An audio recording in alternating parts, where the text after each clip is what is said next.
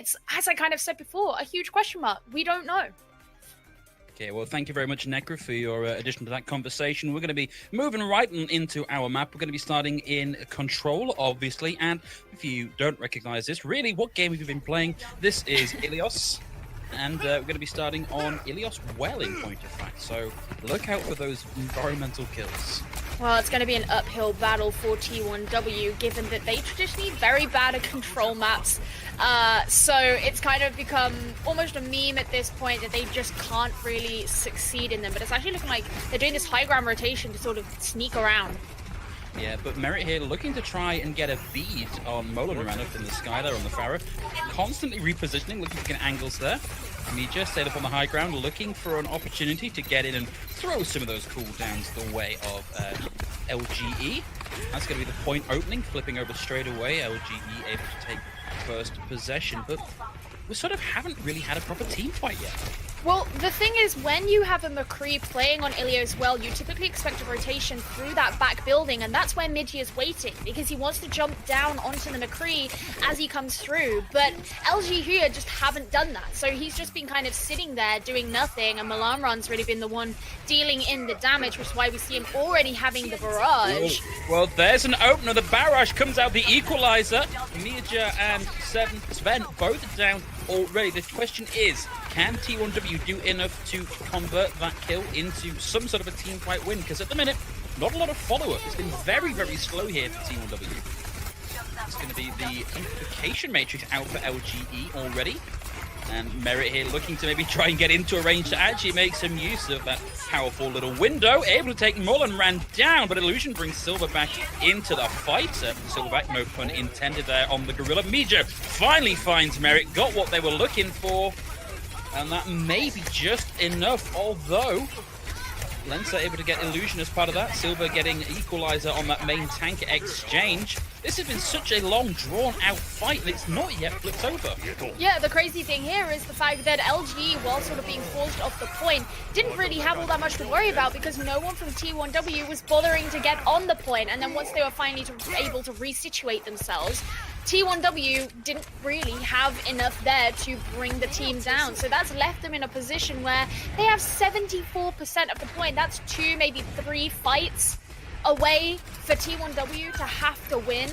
And okay, sure, maybe T1W can start to focus on the Zenyatta if they choose to use the Meteor Strike on the backline, but then Lungza can just bring out the Immortality Field and protect them. It's gonna be kind of hard here for T1W. Yeah, it is. Molly able to get the first kill of this exchange, but Molan with the barrage, not surviving that ultimate themselves. A Blizzard in over the top is going to get rid of Hy-Vee and Silver. Molan brought back in. They want to keep this fight alive if they can, but Sven with the self-destruct going to get that right out again. Esports for you, coming right back in, rubber banding back into control of the point.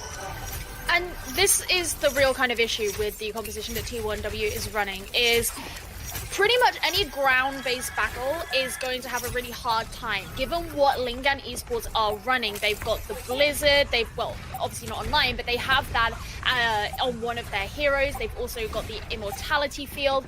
And so the Pharah is really the only person who doesn't get bothered like that on the side of T1W, but then she also can't come down and touch the point. Yeah, well, the contest has been ticked over now. A little foot over the line there for T1W, keeping this alive. Merit now in the back. Will not quite able to connect with the Doomfist before that ultimate came off. Mija looking for a target, finds some high ground instead, coming in. Not able to find anything with that right click, and that's going to be an ice block. You can't really do an awful lot to that, and that's going to be the Blizzard out also. Mija with the mobility able to get out of the Blizzard, but not out of the range of the Mei. And Merit with the cleanup takes out 3. Huyakami to round things out, and that's going to be 1-0 on Ilios for Lingan Esports. Looking pretty decisive there for LGE, and kind of as I said, a lot of it was because the composition that T1W were running just wasn't really ideally suited to dealing with what LGE had, because everybody on the ground was super vulnerable, and then Malamran, great, he was dealing loads of damage, but then they just didn't flip the point, and that's kind of the point here on Control. So obviously moving here into Lighthouse is going to be T1W's chance to maybe change things up, although right now it's looking like they're just going to be playing that same sort of game. Well, actually, Silver 3 switching on over to the ball here, which could be actually great news for T1W if he can kind of roll on through, disrupt the composition, but then Kami is going to be a really big problem, because if you freeze up the Wrecking Ball, then that completely negates the value that he can add to the team, and losing that tank like that who can kind of cause so much chaos, that's going to be a huge issue. Yeah, and of course there's also the hook and the flashbang. It's going to be a really rough time to be a Wrecking Ball. Molanran able to start this fight off, though, with a kill onto Merit. And there, yeah, as we were discussing, big freeze. Sven not able to get the kill, doesn't quite connect with enough damage to get that one-shot combo. Molanran going to find Ensa in the middle of that. Sven is looking for these hooks, but not having a huge amount of value. Molanran already with the barrage, doesn't get a huge amount done with it. Does scare a... Oh, wow, that exchange was crazy. Wow. The hook comes in and it backfires massively. High be able to get a displacement and save themselves. That's got to feel so bad for a Roadhog. Yeah, that's gonna hurt. Actually, we're seeing Sven switch over onto the Diva now, potentially to not find himself in a situation like that, but also, of course, to be able to protect from the kind of projectiles like the rockets that come in from Malanran. Ooh, wow. Kami taken straight down. Mija with the Nano Boost doing a huge amount of work. Will have the ultimate. Looking for maybe a couple more picks. Not sure. Yeah, able to find Gignac as well. This is looking Gignac actually, after the Nano stopped, you didn't really use the Nano for anything. Of course, you get the kind of sustenance. You get your 250 HP, so it's certainly not bad. Sustenance. Nom nom nom nom. It does make me think of food. Yeah, a little bit. Silver 3 is just getting ready to place the minefield down here and prevent LG Huya from making through their rotation. They don't have very many heroes that can do anything about that. Oh, well, there's the minefield. There we go. 2 amplification ultimates coming out for LGE. Both taken down. Gignac down 2. Mija still up and alive. Molanran in the sky with the barrage. Looking for the angles. It's a point blank range. Not quite able to get the connect. No, it does get the DMAX and the kill onto the pilot form. What an ultimate out from Molanran. Yeah, it's actually being quite well coordinated here by LGE, setting that up really quite nicely. And I have to say, it's a little bit questionable that Sven, he decided to fly into the Pharah, but not with the defense matrix or anything like that, you know, because who would want to... Get down, Mr. President. Yeah, kind of. And now we've got T1W in this situation where if LGE can't actually make it through to the point, then they're going to take this point fairly easily, and we'll end up going through into ruins. Oh, this could be... No, ooh. Decided there was too much CC to try and get that. That could have been a huge I wanted displace. to see that. Yeah, that would have been great. Silver still alive. Initiates with the power driver. Immortality field out and down. Molanran getting in over the top and throwing in that damage. On board with Mija. Getting very close to that ultimate again. Looking for targets. Waiting for cooldowns. Such a difficult hero time if you've not got everything just right. Molanran in the sky still. Finds a support. Look to try and get the Zenyatta out. Zenyatta falling down. Molanran finds. That was like a curving rocket. That was a homing rocket being able to find the target in that building. Gignac does get a kill, but as the overtime ticks down, it's looking increasingly less likely that this is going to go the way of LGE. Mija now has the ultimate ready on the Doomfist. Probably not going to need it here. Molanran getting the DMAC at the end. Man, LGE do not want this fight to end if they can at all help it now that we've got the Tracer on the field looking to try and get back in. There's a McCree taken out of commission as we go to 1-1. We're going to go to a decider map on Ilios. What a way to start the game.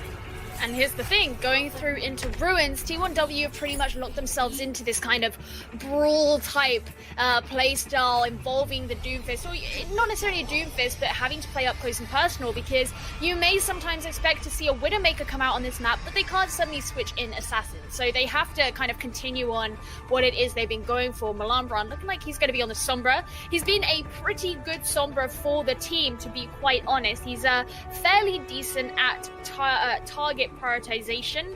And of course, Ilios has these fantastic mega health packs that are well situated, that if you can get the right hacks onto them, you can really put the enemy team at a disadvantage. So does this say more about the meta or about these teams that we don't see a Widowmaker in this map?